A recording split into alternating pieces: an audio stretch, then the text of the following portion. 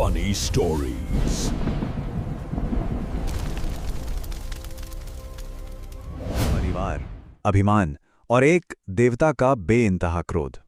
सोचिए, जब ये तीनों चीजें आपस में टकराती हैं तो क्या होता है। चलिए आज बात करते हैं सती की उसी दुखद कहानी की और जानते हैं कि कैसे एक पारिवारिक झगड़े ने पूरे ब्रह्मांड को हिलाकर रख दिया था। एक छोटा सा अपमान और उसका नतीजा एक ब्रह्मांडीय युद्ध। आखिर ऐसा क्या हो गया था? चलिए इस पूरी कहानी को परत दर परत समझते हैं। तो इस पूरी कहानी की जड़ में था एक अपमान।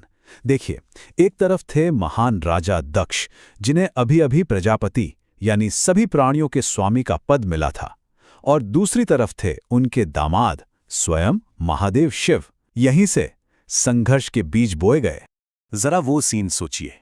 देवताओं की एक बहुत बड़ी सभा लगी है। हर कोई राजा दक्ष के सम्मान में खड़ा है, सिवाय उनके अपने दामाद शिव के। दक्ष के लिए, उनके नए नए मिले पद के अहंकार के लिए ये एक बहुत गहरी चोट थी। बस यहीं से दुश्मनी की पहली दरार पड़ गई। ये सिर्फ एक अपमान की बात नहीं थी, नहीं, ये तो एक खुली चुनौती थी। दक्ष ने एक बहुत बड़ा यज्ञ रखा और जानते हैं क्या किया?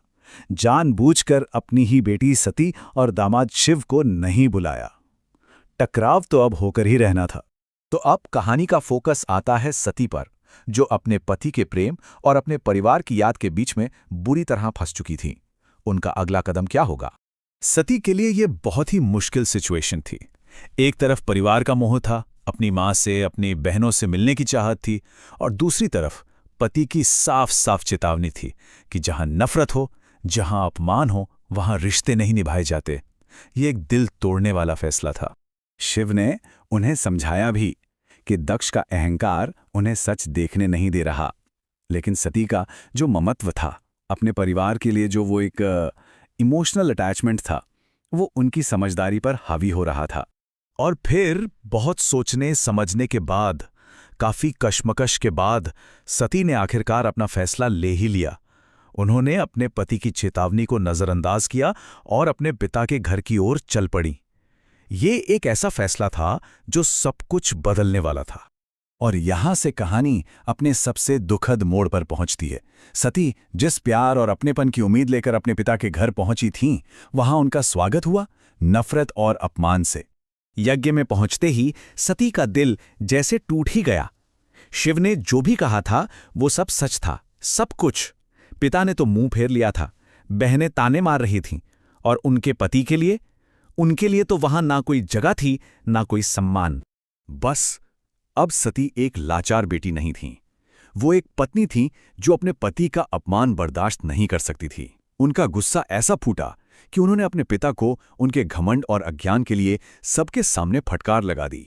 और फिर सती ने वो ऐलान किया जिसकी किसी ने कल्पना भी नहीं की होगी। उन्होंने कहा कि वो इस शरीर को ही त्याग देंगी, ये शरीर जो उन्हें दक्ष जैसे पिता से जोड़ता है। मतलब रिश्ते को तोड़ने का इससे ज्यादा भयानक तरीका और क्या हो सकता था? देखिए, सती की मृत्यु कोई आम बात नहीं थी। ये कोई हताशा में उठाया गया कदम नहीं था।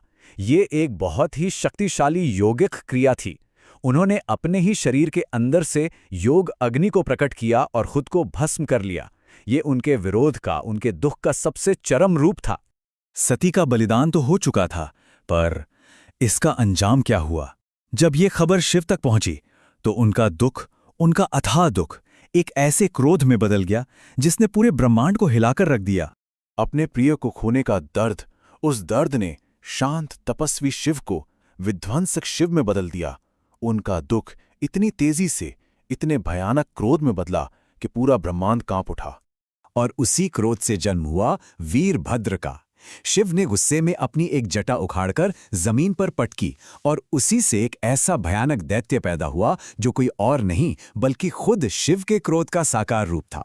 शिव का आदेश बिल्कुल साफ और सीधा था, जाओ, दक्ष को खत्म कर दो और उसके यज्ञ को पूरी तरह से नेस्तनाबूद कर दो।